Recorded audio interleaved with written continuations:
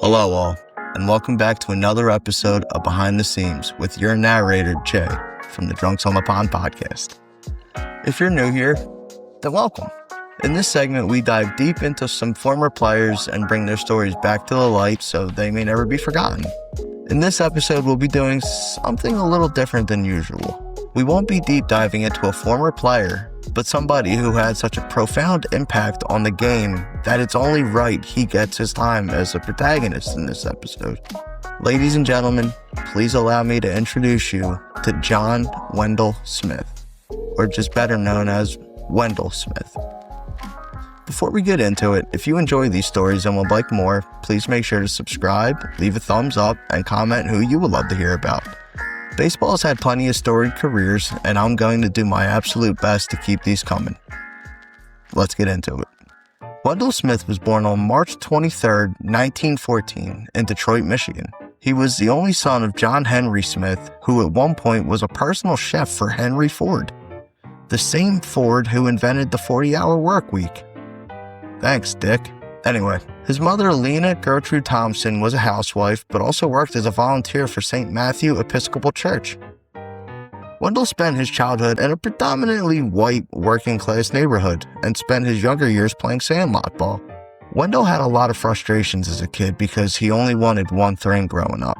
He wanted to be a Major League Baseball player. But unfortunately, due to the segregation laws that kept African Americans out of organized baseball, that dream looked pretty bleak. Despite this, Smith was still a great athlete and a great ball player. He even played basketball. There was one big issue that was always in Wendell's way that was just no fault of his own. Racial tensions wouldn't allow him to play sports in a predominantly white southeastern high school. He played in American Legion baseball, but once again, because of the color of his skin, he was removed from the team. Luckily, Henry Ford interceded on Smith's behalf and he was reinstated. Talk about friends in high places. Way to go, Henry. The biggest blow of Wendell's teenage years came after an American Legion baseball championship game. Smith, the winning pitcher, had pitched a shutout and was approached by Detroit Tigers scout Wish Egan. Egan had told Wendell how much he wished he could sign him to a contract, but did not have the authority to sign an African-American player. Instead, Egan signed the losing pitcher and one of Wendell's teammates, a devastating blow that would end up igniting his activism for change. Wendell attended West Virginia University, where he majored in physical education and minored in music.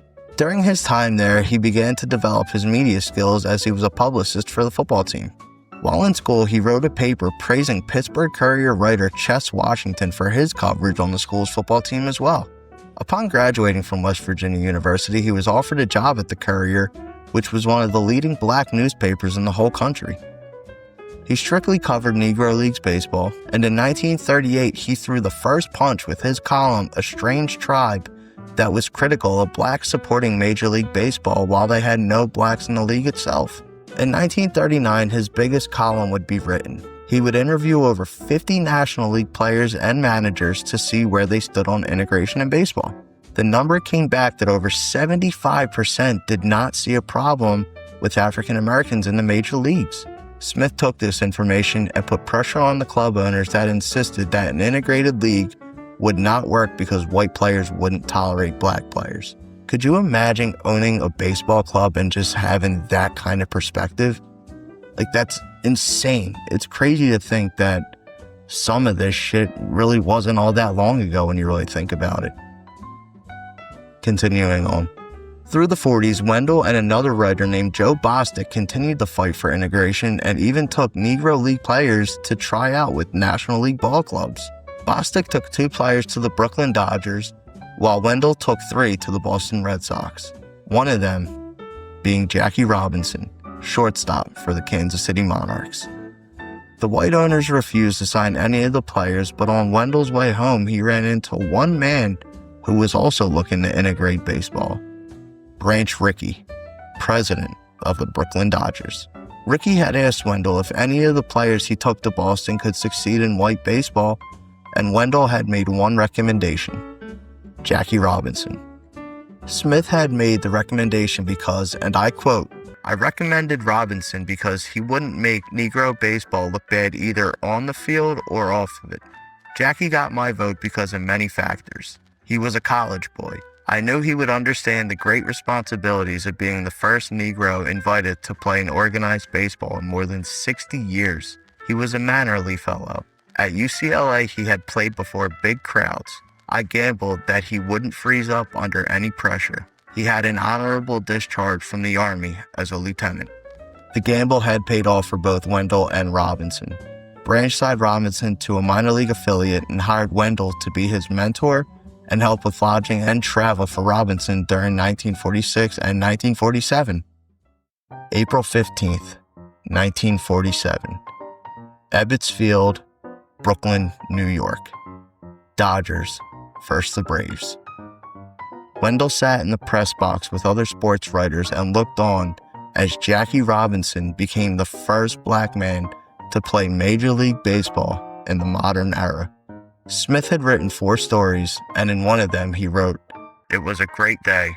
It was a great day for Brooklyn. It was a great day for baseball, and above all, a great day for Jackie Robinson." In 1948, Wendell took a job for the Chicago Herald-American, becoming the first African-American to write for a white newspaper. That same year, he became the first African-American to be welcomed into the Baseball Writers Association of America. You might know them as the group of guys and girls who vote for the Hall of Famers in baseball, including the one who decided to keep Ichiro off his ballot, but we'll save that argument. He slowly faded away from Brooklyn because he didn't feel he no longer needed to speak for Robinson. In the 1960s, Wendell led the Chicago American's successful campaign to integrate spring training facilities in Florida and Arizona. In 1964, he accepted a job at WGN, one of Chicago's premier television stations where he worked as a sportscaster. In 1971, Smith was selected as one of 10 men to be a voting member for the Baseball Hall of Fame Negro League Committee. He was one of 2 that was selected that hadn't played baseball professionally. That's a serious honor. In 1972, Jackie Robinson had passed away, and Wendell Smith was picked to write his obituary. Unfortunately, this would be the last article Wendell Smith would ever write. A month later, Wendell's health began to slowly fail, and unfortunately, he passed away at the age of 58 while battling cancer. Over the years, Wendell Smith has been given his flowers. He has had an elementary school named after him, awards, a park, and he was inducted into the Chicago Journalism Hall of Fame in 1982 and the Chicagoland Sports Hall of Fame in 1983. In 1993, the Baseball Writers Association of America's Spink Award Committee nominated Wendell Smith. The vote was unanimous. He was the first African American to actually receive the award. In 1994, his widow, Wynella Smith, accepted the award on his behalf. That same year, West Virginia University also inducted him into their Hall of Fame. In 2013, the movie 42 was released that focused on Jackie Robinson's integration in baseball, and he even showed his friendship with Wendell Smith that was portrayed by actor Andre Holland. Later that year, the National Association of Black Journalists inducted Smith into their Hall of Fame, and the Shirley Povich Center for Sports Journalism at the University of Maryland's Philip Merrill College of Journalism created the same Lacey Wendell Smith Award. I'm not gonna lie, the first time I had to read that, I tripped over that 15 times. It's pretty rough. The award recognizes a sports journalist or broadcaster who has made significant contributions to racial and gender equality in sport. A year later, in 2014, the Associated Press sports editor honored Smith with their Red Smith Award posthumously. Wendell Smith made more contributions to Negro League Baseball than just about any other writer in those days, and I'm beyond glad his contributions helped baseball into full integration. A man who, when one door closed, he didn't just stop. He found a new door and kicked it off the hinges. Thank you very much for tuning into this episode of Behind the Seams. This episode is truly one of a kind to make, and I hope I was able to bring more light that Wendell Smith really deserves. Thank you to Baseball Hall and the Society for American Baseball Research for the help writing this. I recommend going to these websites and learning more about Wendell Smith. My name is Jay, and I will see you all in the next video. Cheers.